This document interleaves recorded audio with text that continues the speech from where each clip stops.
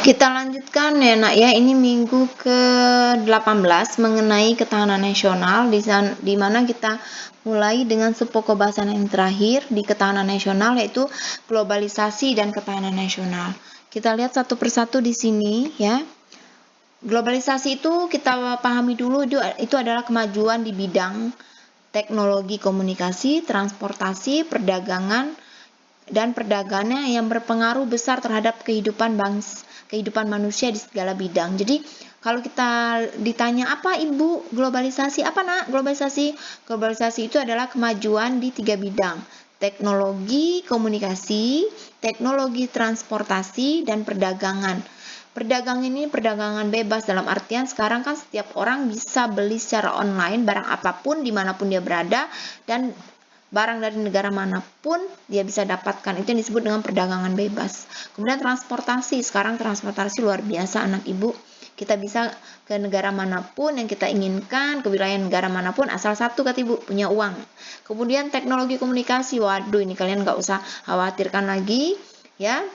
Internet luar biasa perkembangannya, telekomunikasi di bidang handphone ya, telepon seluler sudah luar biasa sekarang ini. Jadi kita bisa mengetahui berita apapun dimanapun dengan cepat, dan kecepatannya luar biasa persaingannya. Nah, ini bisa menyebabkan berdampak negatif terhadap ideologi dalam ketahanan nasional. Kita lihat pertama kali ini adalah globalisasi ideologi. Apa yang terjadi dengan adanya globalisasi ideologi?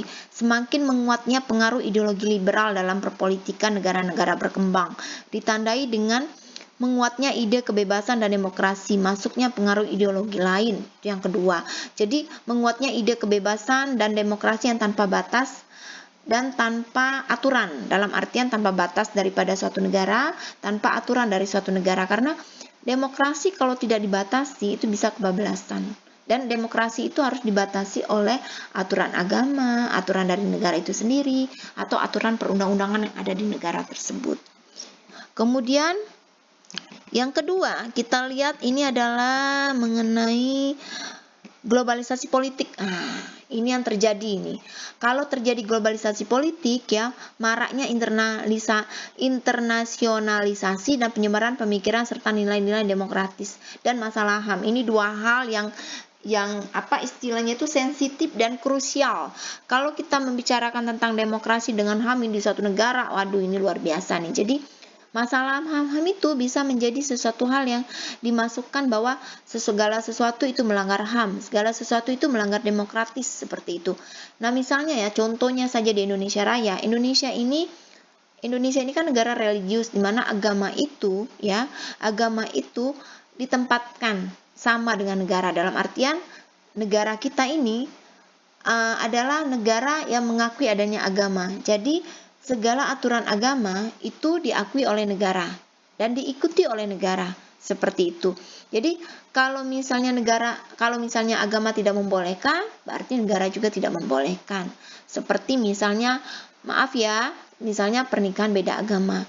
Di agama tidak membolehkan, negara juga tidak membolehkan. Tapi kalau ini dimasukkan ke isu HAM, Indonesia dianggap melanggar HAM. Tapi itu karena Indonesia melakukan tersebut karena itu sesuai dengan aturan religius di Indonesia Raya. Itu yang harus kalian pahami. Kemudian yang ketiga, globalisasi ekonomi. Apa yang akan terjadi? Kalau globalisasi ekonomi terjadi, itu kapitalisme dan pasar bebas nih akan terjadi, monopoli nih. Semakin tumbuhnya perusahaan-perusahaan transnasional yang beroperasi tanpa mengenai batas wilayah, ketatnya persaingan dalam menghasilkan barang dan jasa. Ini yang terjadi kalau globalisasi ekonomi. Kalian bisa bayangkan nih, kalian di bidang bisnis ya, kalian bisa bayangkan ini terjadi kan saat ini di Indonesia Raya. Kemudian globalisasi budaya. Ini masuknya budaya-budaya asing yang membawa pengaruh budaya, sikap, perilaku, dan kelembagaan. Ini yang penting buat kalian ya.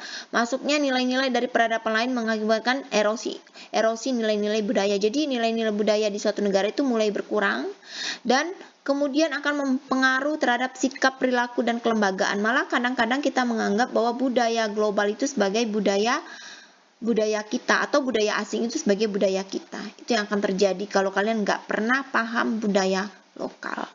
Kemudian yang ini ya nak ya, ini yang 5, ini kalau misalnya globalisasi pertahanan keamanan terjadi, ini menyebarnya perdagangan industri di seluruh dunia yang akan melibatkan konflik kepentingan yang mengganggu keamanan bangsa. Ini kalau ada investor yang masuk ke suatu negara itu sebenarnya juga mengganggu keamanan kalau investor itu tidak memberikan dampak positif atau dia tidak mengikuti aturan yang ada di suatu negara. Kemudian makanya Indonesia dan negara-negara itu perlu menjalin kerjasama dalam pertahanan dengan negara lain. Nah, ini seperti misalnya dalam pertahanan keamanan kita perlu bekerja sama dengan tentara-tentara atau polisi-polisi internasional. Kemudian, nih yang harus kalian pahami, dampak negatif di globalisasi adalah ancaman. Sekarang istilah ancaman ini bisa berupa militer juga bukan militer, seperti ini nih. Setiap usaha atau kegiatan baik dari dalam maupun dari luar negeri yang dinilai membahayakan kedaulatan negara dan keutuhan wilayah negara dan keselamatan segenap bangsa itu dinamakan sebagai ancaman. Ancaman bagi kedaulatan negara, keutuhan wilayah dan keselamatan segenap bangsa. Kemudian ancaman ini ada dua, satu militer, satu ancaman nirmiliter. Nirmiliter itu yang bukan militer atau istilahnya itu non-fisik. Ancaman militer itu bisa berupa ancaman kekuatan bersenjata. Kalau nirmiliter itu bisa di bidang ideologi, politik, ekonomi, sosial budaya, teknologi informasi, dan keselamatan umum. Kemudian kita akan lihat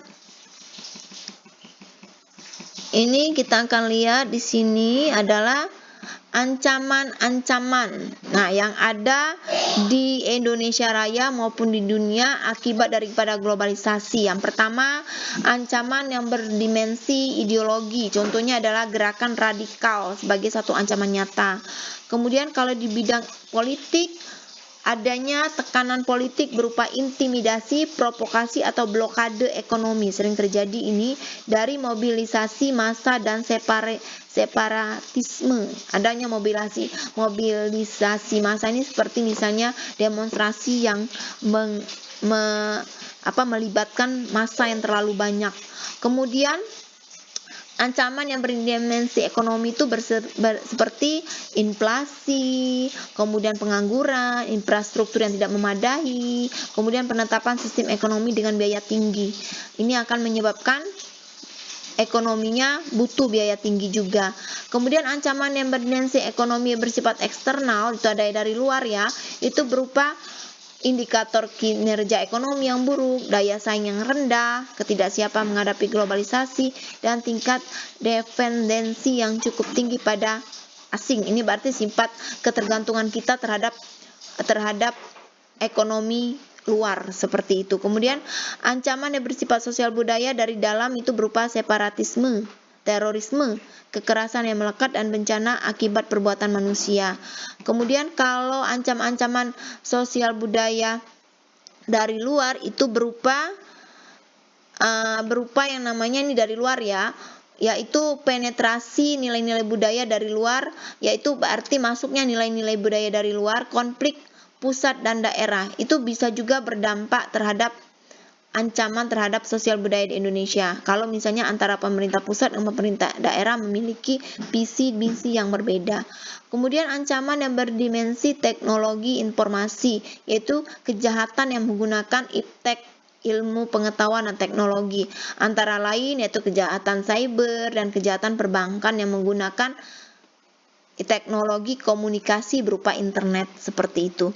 Kemudian yang terakhir kita bicara tentang ancaman-ancaman yang berdimensi berupa keselamatan umum, seperti bencana alam, gempa bumi, penggunaan obat-obatan, bahan kimia yang menahun seperti pembuangan limbah industri atau limbah pertambangan. Dan ini merupakan ancaman-ancaman buat Indonesia Raya ya, baik itu ancaman berupa militer yang bersenjata ataupun yang nirmiliter bukan bersenjata, berupa non-fisik. Ancaman-ancaman non-fisik ini juga berbahaya bagi kelangsungan, keselamatan, dan keutuhan wilayah Indonesia Raya. Sampai di sini penjelasannya, Ibu tunggu pertanyaannya.